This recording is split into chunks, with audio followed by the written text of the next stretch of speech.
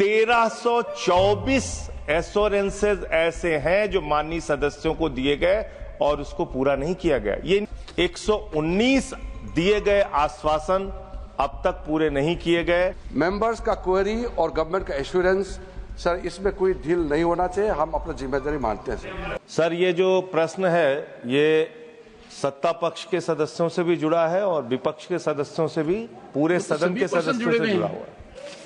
Sir यहां पर माननीय मंत्रीगण अलग अलग प्रश्नों पे, अलग अलग विषयों पे आश्वासन देते हैं, भरोसा दिलाते हैं सदन को और माननीय सदस्य को कि वो इस विषय पर कार्रवाई करेंगे या जो प्रश्न आपके द्वारा उठाया गया उस पर कार्रवाई करेंगे। और बहुत अच्छी बात है कि पार्लियामेंट्री अफेयर्स मिनिस्ट्री ने एक ऑनलाइन एश्योरेंस मॉनिटरिंग सिस्टम बनाया है।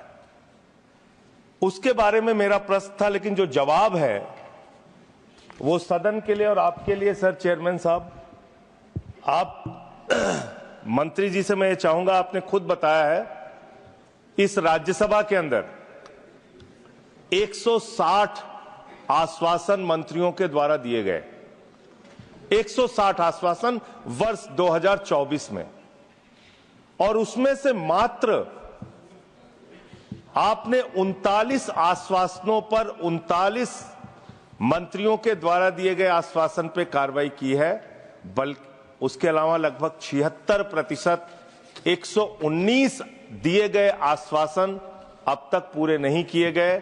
तो मैं इसका कारण माननीय मंत्री जी से जानना चाहता हूं। Honorable member Sanjay Singh has referred to 2024 numbers where he found the pending numbers to be quite high. What my colleague Murugan ji has informed the House is the pendency of very negligible percentage of the total assurance is because of the introduction of the online assurance monitoring system. इससे पहले pending rate ज़्यादा था। 18 में जब ये system develop हुआ तब जाकर के 99% क्रॉस हुआ है, क्योंकि सर ये पुराना फिगर को हम कंसोलिडेट करके बता रहे हैं। हम चाहते हैं कि नए जो एश्योरेंस जितने भी मंत्री देते हैं या कोई भी हमारा माननीय सदस्य जब सवाल पूछता है और मंत्री उसको एश्योरेंस देता है तो सर 3 महीने के अंदर में फुलफिल होना चाहिए। ये पार्लियामेंट्री रूल भी है और ये कन्वेंशन है, सब मानते आए। कहीं कहीं जहां उसका टाइम एक्सटेंशन चाहिए उसके लिए फिर टाइम मांगा जाता है। वो एश्योरेंस कमेटी है, आप सब जानता है, हमारा rules of procedure and conduct of business में एश्योरेंस कमेटी का काम भी तय किया हुआ है। अब मैं सर इतना एश्योरेंस मेरा तरफ से जो आपने कहा है कि जो एश्योरेंसेस को एश्योरेंस करने का जहाँ तक सवाल है, हम इस सदन को बताना चाहते हैं कि हम लोग सब पार्लियामेंट्री डेमोक्रेसी का महत्व को समझते हैं। पार्लियामेंट्री डेमोक्रेसी में जब मेंबर ऑफ पार्लियामेंट कुछ पूछते हैं, सरकार जवाब देता है, तो उसका अत्यंत महत्व इसी में है कि वो फुलफिल होना चाहिए, और अगर फुलफिल नहीं होता है तो फिर ये पार्लियामेंट्री डेमोक्रेसी के ऊपर में कलंक होगा।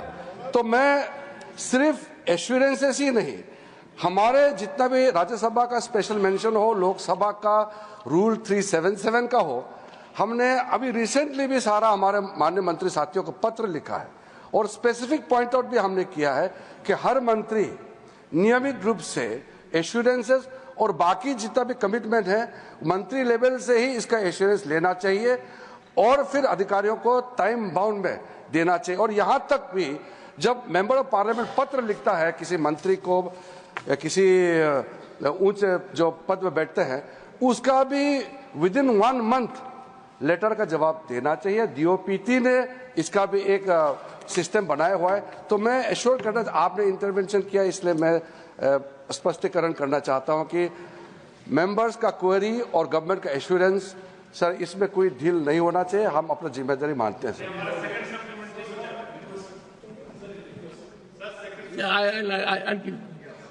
सेकंड सप्लीमेंट्री पर संजय जी, आपको तो अश्योरेंस मिल गया अश्योरेंस के बारे में। नहीं, मैं माननीय मंत्री जी की भावनाओं का सम्मान करता हूं सर। भावनाओं का नहीं, ये नहीं, वो चाहते हैं ऐसा। नहीं, उनकी भावना है सर। वो ऐसा चाहते हैं कि जो प्रश्न यहाँ सांसदों के द्वारा पूछे जाएं उस पे जो माननीय मंत्री जी जवाब दें, उसका जल्दी से जल्दी हल निकले, ऐसी इनकी भावना है। इसका मैं सम्मान करता हूं। सर मंत्री जी का जो जवाब है और जो आंकड़े उनके खुद के वेबसाइट पे दिए गए हैं वो विरोधाभासी है मान्यवर। और मान्यवर ये इसका संज्ञान आपको जरूर लेना चाहिए। इसमें इन्होंने खुद लिखा हुआ है कि टोटल 1324 एश्योरेंसेज ऐसे हैं जो माननीय सदस्यों को दिए गए और उसको पूरा नहीं किया गया। ये इनकी वेबसाइट का आंकड़ा है, मैं खुद अपने घर से नहीं लाया सर, इन्होंने लिखा हुआ है। और यहां ये कह रहे हैं कि 99% सर बस मेरा सवाल हो जाए।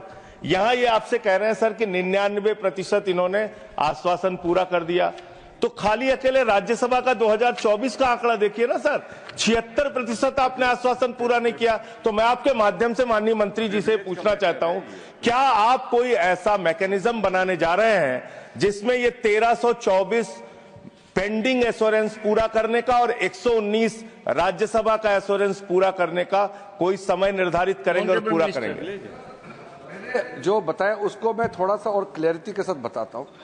ये जो मैंने संख्या दिया है ये दोनों सदन का है, लोकसभा और राज्यसभा का है, और राज्यसभा का भी सेपरेटली हमने आपको आंकड़ा दिया है। आप जो वेबसाइट का बात करते हैं, मैं तो पता नहीं आप कौन सा वेबसाइट देख के आया है, लेकिन मैं चेक करूंगा। नहीं एक चेक करूंगा ना। अरे नहीं एक सेकंड सुनिए संजय बैठिए। माननीय मंत्री जी सिर्फ ये कह रहे हैं कि वो जानना चाहते हैं आपने कौन सी वेबसाइट से देखा है, बस शेयर कर लीजिए।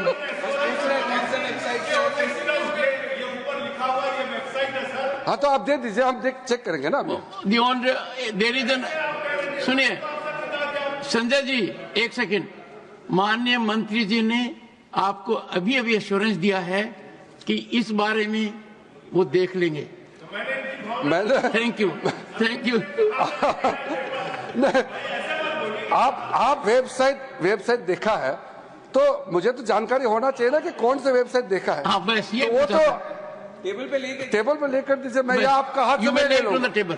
सर आपने इंटरवेन किया इसलिए मैं बताना चाहता हूं कि ये बोल रहा है कि 99%, अरे 1947 से लेकर के आज तक का आंकड़ा, उसको अगर हम कंसोलिडेट करके बताते हैं तो उसका आपत्ति क्या है?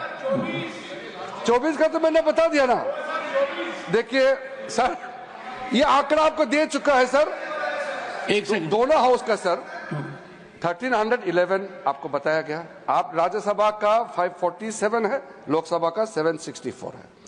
अब इसमें मैंने जैसे बताया कि कुछ एश्योरेंस अभी टाइम चल रहा होगा, क्योंकि अभी तो ये तो पहले वाला पार्ट का, ये बजट सेशन का दूसरा पार्ट चल रहा है अब, तो इसलिए सर अभी कंसोलिडेट करके आपको फिर सदन के बाद में, इस सेशन के बाद में फिर बताएंगे।